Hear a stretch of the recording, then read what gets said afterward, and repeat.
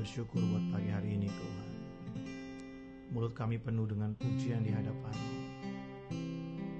untuk segala perbuatan-Mu yang ajaib bagi kami. Tuhan, Kaulah pengharapanku. Ku percaya hanya kepadamu. Yesus, Kaulah perlindunganku, Engkau yang selalu ku puji. Mulutku penuh dengan pujian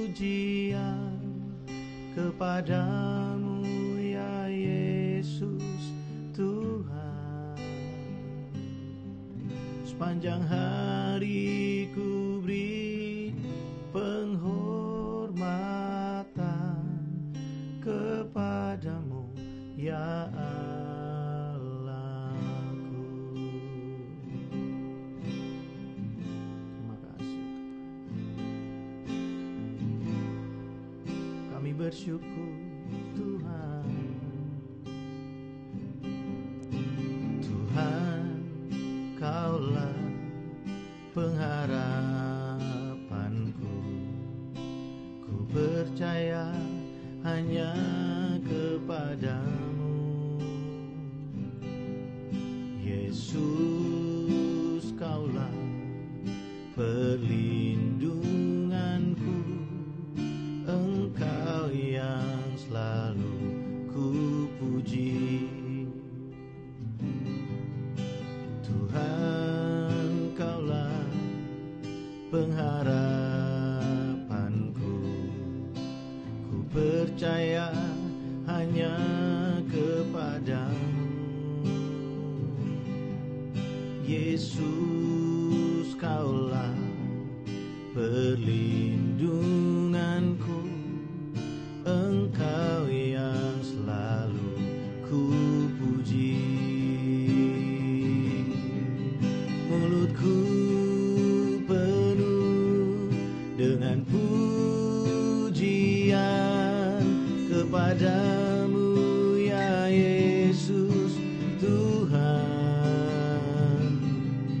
Sepanjang hari ku beri penghormatan kepadamu ya Allahku. Mulutku penuh dengan pujian kepadamu ya Yesus Tuhan. Sepanjang hari ku beri penghormatan kepadamu ya Allahku. Sepanjang hari ku beri penghormatan kepadamu ya Allahku. Sepanjang hari ku beri penghormatan kepadamu ya Allahku. Terima kasih Tuhan Yesus.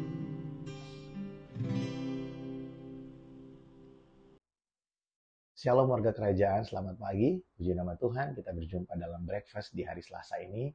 Senang sekali ya kembali kita bisa melanjutkan pembelajaran kita. Bapak Ibu Saudara, kemarin kita sudah belajar bagaimana Yakobus memberikan kita nasihat untuk kita bisa menjadi orang yang mau memberikan waktu kepada orang lain berbicara.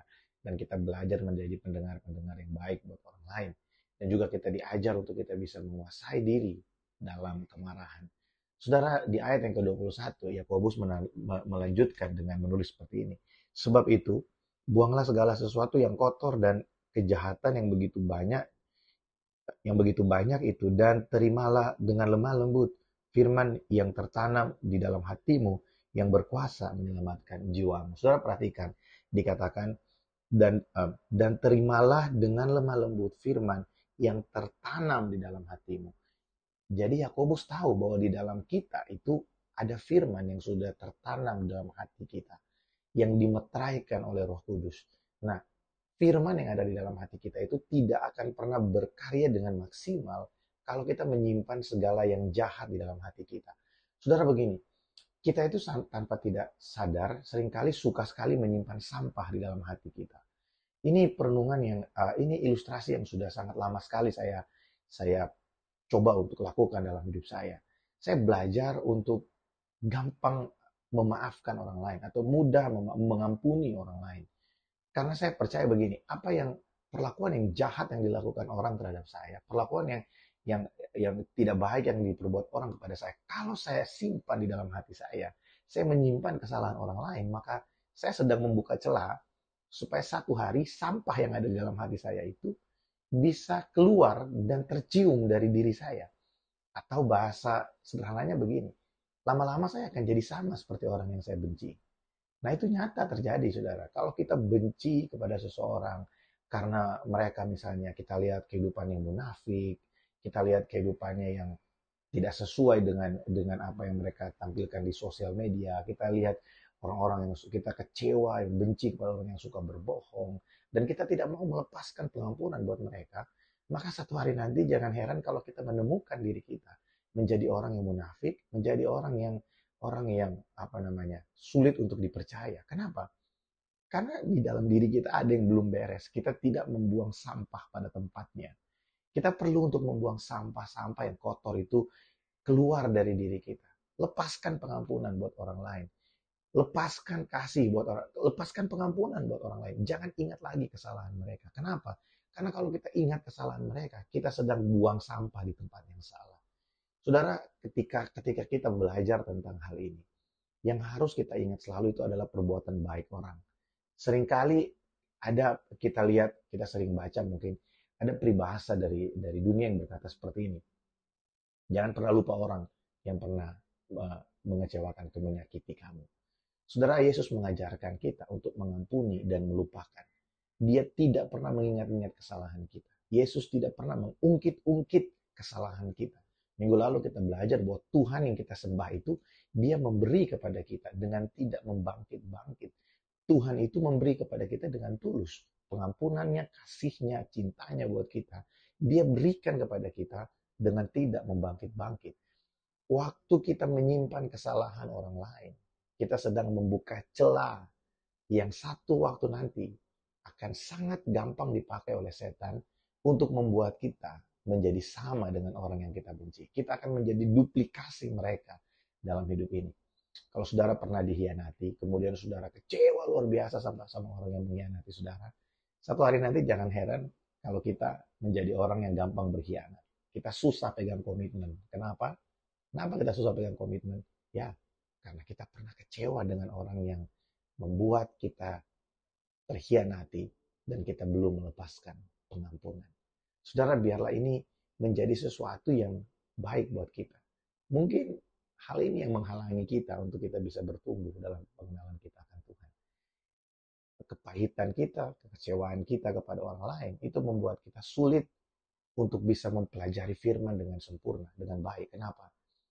Karena di dalam hati kita, perenungan akan kejahatan orang itu jauh lebih kuat daripada perenungan akan kebaikan Tuhan. Perenungan akan kekecewaan kita jauh lebih kuat, jauh lebih menarik daripada perenungan akan firman Tuhan yang mampu menyelamatkan kehidupan kita. Saudara, biarlah kita memperoleh satu pembelajaran yang baik di pagi hari ini. Mari kita berdoa bersama-sama. Tuhan, terima kasih buat perenungan yang luar biasa. Juga buat hamba-Mu ini, Tuhan. Engkau tolong setiap kami, ya Roh Kudus, supaya kami boleh menjadi orang-orang yang mampu untuk melepaskan pengampunan. Kami nggak mau jadi tempat sampah bagi setiap kekotoran-kekotoran yang datang menyerang kami. Tapi biarlah pagi hari ini kami diberikan kesadaran melalui firman-Mu. Dan kami mau, ya Tuhan, untuk kami melepaskan pengampunan. Sehingga kami tidak menjadi tempat sampah lagi, tapi kami menjadi tempat di mana firman-Mu bisa berkarya dengan luar biasa dalam hidup kami. Terima kasih Tuhan. Aku berdoa buat setiap umat-Mu dimanapun berada. Biarlah setiap kami diberikan kemampuan untuk kami bisa move on dari segala keterpurukan kami, dari setiap sakit hati dan kepahitan kami. Karena kami tahu semua itu tidak bermanfaat apa-apa buat kami. Justru firman-Mu lah yang menolong kami. Untuk kami hidup dari hari ke hari. Dan kami bisa menceritakan kebaikan-kebaikan Tuhan kepada orang lain. Terima kasih Tuhan. Berkat-Mu bagi setiap kami pagi hari ini. Berkati yang bekerja ya Tuhan. Berkati yang berusaha. Berkati anak-anak-Mu yang setia untuk mereka terus melakukan pekerjaan-pekerjaan mereka. Dan kami tahu ada upah di balik setiap kesetiaan kami. Pujilah nama-Mu ya Tuhan. Di dalam nama Tuhan Yesus Kristus kami berdoa. Amin. Puji nama Tuhan. Selamat pagi Bapak Ibu Saudara. Selamat beraktivitas. Shalom.